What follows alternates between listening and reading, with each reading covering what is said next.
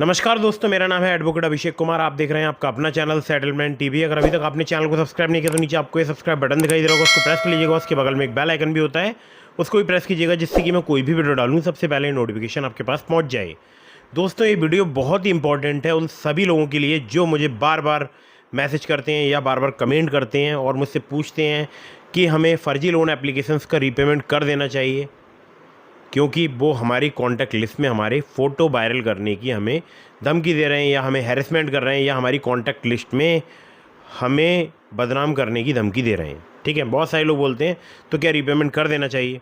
तो इसी चीज़ का जवाब आज की इस वीडियो में मैं आपको दूंगा कि क्या क्या प्रॉब्लम्स आ सकती हैं अगर आप इन फर्जी लोन एप्लीकेशंस का रीपेमेंट करते हो तो। ठीक है, तो फर्जी लोन एप्लीकेशंस का अगर आप भी लोन चुकाना चाहते हैं या चुकाने जा रहे हैं तो ये बात ज़रूर आप समझ लेना कि फ़र्जी लोन एप्लीकेशंस आपको क्या क्या प्रॉब्लम्स जो है मतलब दे सकते हैं, क्या क्या आपके साथ में प्रॉब्लम्स हो सकती हैं। ठीक है, तो दोस्तों अभी की अगर मैं आपसे बात करूं तो ये जो अभी टॉपिक है फ्रॉड लोन ऐप्स हैरेसमेंट, इस पर मैं बहुत सारी वीडियोस बना चुका हूं और पुराने जो मेरे वीडियोस हैं उन वीडियोस में फ्रॉड लोन ऐप्स हैरेसमेंट के टॉपिक पर मैंने अपना व्हाट्सअप नंबर शेयर किया था, जिसमें मेरे पास बहुत सारे मतलब मैसेज आए हैं रिसेंट में, और रिसेंट मतलब अभी हाल फिलहाल में।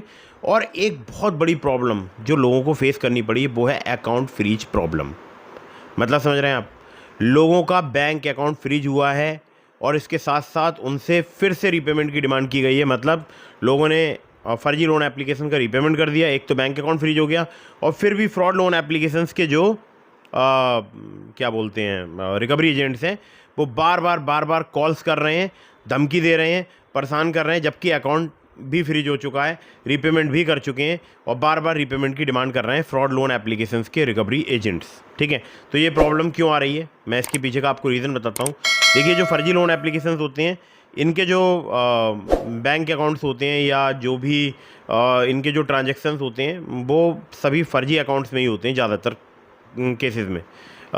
इन जो ये जो अकाउंट्स होते हैं, जो फ्रॉड अकाउंट्स होते हैं, इन पर जो हमारी जो बोल सकता हूँ लॉ इन्फोर्समेंट एजेंसीज़ हैं उनकी विशेष नज़र रहती है, ख़ास करके ईडी की, पुलिस की, ठीक है, सीबीआई की और भी जो तमाम इन्वेस्टिगेशन एजेंसीज़ हैं उनकी इनके बैंक अकाउंट पर बहुत नज़र रहती है। और अगर उसमें किसी भी अकाउंट से लेन देन होता है तो वो अकाउंट फ्रीज होने का ख़तरा रहता है।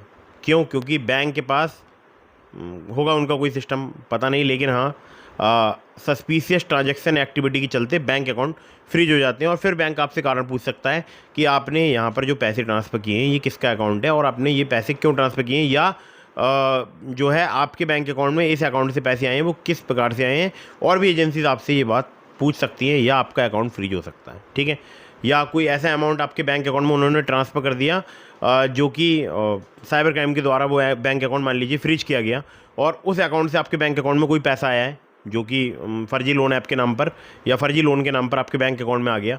ठीक है, तो वो चेन ब्लॉक के सिस्टम में, मतलब चेन ब्लॉक का मतलब ये होता है जैसे मान लीजिए एक पैसा जो कि गलत तरीके से किसी बैंक अकाउंट के अंदर आया है और उस बैंक अकाउंट से किसी दूसरे बैंक अकाउंट में ट्रांसफ़र किया गया, उस दूसरे से किसी तीसरे में, तीसरे से किसी चौथे में, या अदर बैंक के अकाउंट्स में ट्रांसफ़र किया गया, तो पूरी चेन ब्लॉकिंग सिस्टम से आपका बैंक अकाउंट भी फ्रीज हो सकता है। और अगर आप ऐसे किसी बैंक अकाउंट में लेन देन करते हैं तो आपका बैंक अकाउंट भी फ्रीज हो सकता है। ठीक है, तो कई सारे मल्टीपल रीजंस होते हैं, लेकिन बहुत ज़्यादा डिटेल में नहीं जाऊँगा। मैं आपसे सिर्फ इतना कहना चाहता हूँ कि आप किसी भी फर्जी लोन एप्लीकेशन का रीपेमेंट ना करें। जैसे ही आपको पता चले लोन एप्लीकेशन फ्रॉड है, फर्जी है, आपको बिल्कुल भी उनका रीपेमेंट नहीं करना है। और अगर वो आपको हैरेसमेंट कर रहे हैं, ब्लैकमेल कर रहे हैं, तो आप उनकी तत्काल near by cyber crime police station में पुलिस कंप्लेंट रजिस्टर कराइए। अगर आपके ज़िले में साइबर क्राइम पुलिस स्टेशन नहीं है तो नियर बाई पुलिस स्टेशन जाइए, वहाँ पर उनकी पुलिस कंप्लेंट रजिस्टर कराइए। चाहे किसी प्रकार का आपको ब्लैकमेल किया जा रहा हो, किसी प्रकार का हैरेसमेंट किया जा रहा हो, इन सभी मामलों में इनकी कंप्लेंट रजिस्टर करानी चाहिए। ठीक है, और ये एक प्रॉब्लम और आती है जब आप इन फर्जी लोन एप्लीकेशंस का रीपेमेंट करते हैं तो प्रॉब्लम आती है, ये क्या करते हैं, फिर से एक अमाउंट आपके बैंक अकाउंट में ट्रांसफ़र कर देंगे और फिर से आपसे दुगने रीपेमेंट की डिमांड करेंगे। दुगना मतलब आपने देखा ही होगा जो फर्जी लोन एप्लीकेशंस होते हैं, एक तो इनका टेन्योर बहुत कम होता है, लगभग 7 दिनों के आसपास का, या आजकल तो कुछ ऐसे भी एप्लीकेशन है जो 14 दिन का टेन्योर दे रहे हैं। ठीक है, तो इतना शॉर्ट टेन्योर होता है इनका लोन सिविल में शो नहीं होता है, इनकी कोई एनबीएफसी या बैंक नहीं होती है, चार्ज दोगुना वसूलते हैं। मतलब 2000 अगर आपके बैंक अकाउंट में आएंगे तो आपसे 4000 वसूले जाएंगे। मतलब मैं आपको थोड़ा सा और डिटेल में समझाता हूँ। 5,000 का मान लीजिए अगर कोई फ्रॉड लोन एप्लीकेशन आपको लोन प्रोवाइड करा रही है, वैसे तो बहुत ही कम ऐसी फ्रॉड लोन एप्लीकेशन हैं जो आपको 5,000 का अमाउंट प्रोवाइड कराएंगी या 5,000 का लोन प्रोवाइड कराएंगी, तो वो 5,000 पूरा नहीं आएगा आपके बैंक अकाउंट में। उस 5,000 में 2 से 2,500 रुपये ये जो है मतलब प्रोसेसिंग फ़ी, फाइल चार्ज के नाम पर डिडक्ट कर लेते हैं और बाकी बचे को पैसा आपके बैंक अकाउंट में आ जाता है। तो जब आपका लोन चुकाने का टाइम आता है तब आपको दुगना लोन चुकाना पड़ता है। दुगना क्यों चुकाना पड़ता है? क्योंकि जो आपने लोन अमाउंट अप्लाई किया था 5,000 रुपये, उस पर भी ये इंटरेस्ट लेते हैं। ठीक है, मतलब लीगली तो ये एक लोन नहीं है, लीगली तो ये एक बोल सकता हूँ इलीगल डिमांड है। ठीक है, लीगली ये कोई भी लोन नहीं है, क्योंकि जो लीगली लोन प्रोवाइड कराने वाली एप्लीकेशंस होती हैं वो आपको टेन्योर एक तो बिक देती हैं, डिडक्शन भी उनके लोन में से बहुत ही कम होता है। ठीक है, अगर होता भी है तो अदरवाइज़ फुल अमाउंट ट्रांसफ़र करती हैं, और अगर डिडक्शन भी होगा तो थोड़ा बहुत, मान लीजिए 5,000 का लोन है तो 4,900, 4,995 या 4,950, तो बहुत ही कम छोटे अमाउंट डिडक्शन करते हैं, कम फाइल चार्ज लगाते हैं।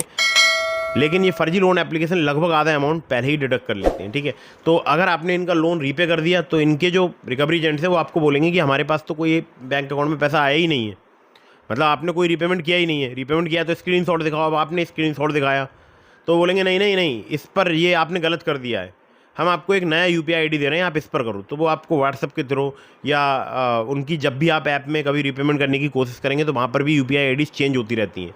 तो ये चेंज क्यों होती हैं? क्योंकि दे ऑल आर फ्रॉडस्टर्स, मतलब ये सभी फ्रॉडस्टर्स होते हैं। इनका लोन सिविल में से होता नहीं है, ना इनकी कोई एनबीएफसी होती है, ना इनकी कोई बैंक होती है। बहुत ही ज़्यादा ये लॉ इन्फोर्समेंट एजेंसीज़ की नज़र पर रहते हैं, क्योंकि इनकी काफ़ी ज़्यादा कंप्लेंट्स होती हैं। तो पुलिस डिपार्टमेंट भी इनके ऊपर नज़र रखता है, इनके अकाउंट ट्रांजैक्शंस पर नज़र रखता है। ठीक है, तो आपको इनका गलती से भी फर्जी लोन एप्लीकेशन का रीपेमेंट नहीं करना है।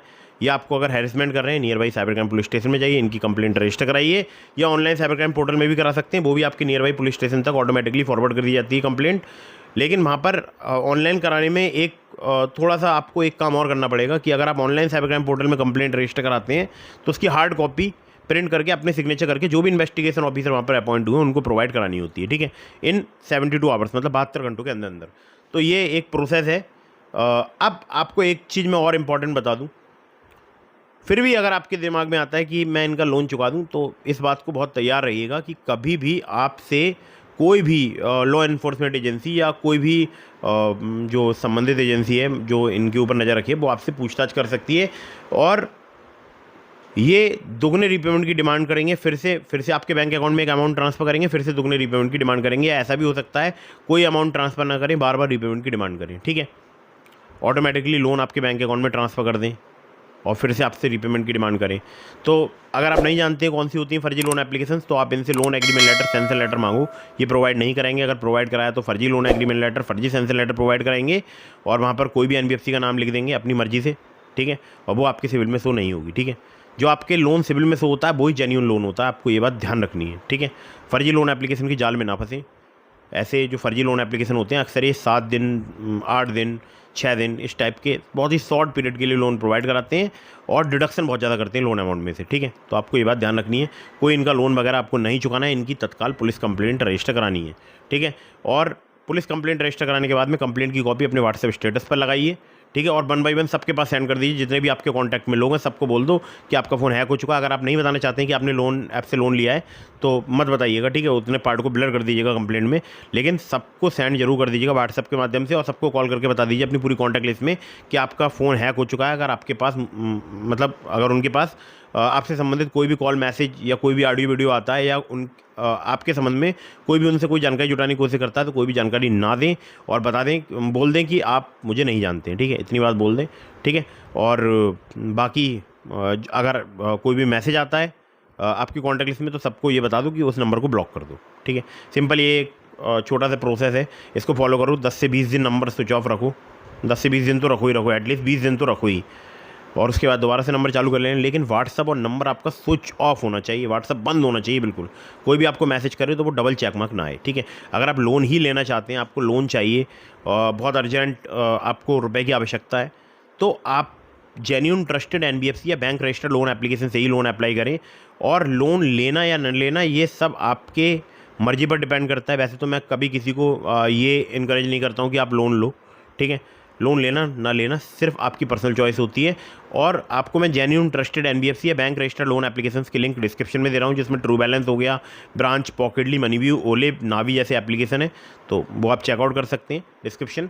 और आपके मन में कोई भी सवाल है, आप मुझे इंस्टाग्राम पर फॉलो करके डीएम के माध्यम से भी अपने सवालों के जवाब ले सकते हैं। चैनल की मेंबरशिप ज्वाइन करके आप डायरेक्टली मुझसे कॉल पर बात कर सकते हैं, ठीक है। कोई भी मेंबरशिप अगर आप ज्वाइन करेंगे डायरेक्टली आप मुझसे कॉल पर बात कर सकते हैं। और टेलीग्राम चैनल जरूर ज्वाइन कर लीजिएगा अगर आपने अभी तक ज्वाइन नहीं किया है, डिस्क्रिप्शन में आपको लिंक मिल जाएगा। वीडियो अगर आपको पसंद आई हो तो कर दीजिएगा इसको लाइक, चैनल को कर दीजिएगा सब्सक्राइब। और बाकी आपकी कोई भी प्रॉब्लम है कमेंट बॉक्स में जरूर बताइएगा। और जितने भी मैंने आपको लोन एप्लीकेशंस के लिंक दिए हैं डिस्क्रिप्शन में, अगर आप वहाँ से लोन अप्लाई कर रहे हैं तो terms and condition, loan agreement letter, sanction letter जरूर ध्यान से पढ़िएगा और उनका लोन समय पर चुकाइएगा, क्योंकि वो सभी जेन्युइन ट्रस्टेड एनबीएफसी या बैंक रजिस्टर्ड लोन एप्लीकेशंस हैं। तो मिलता हूँ फिर किसी इंटरेस्टिंग वीडियो में, फिर किसी इंटरेस्टिंग टॉपिक के साथ। तब तक के लिए जय हिंद, वंदे मातरम।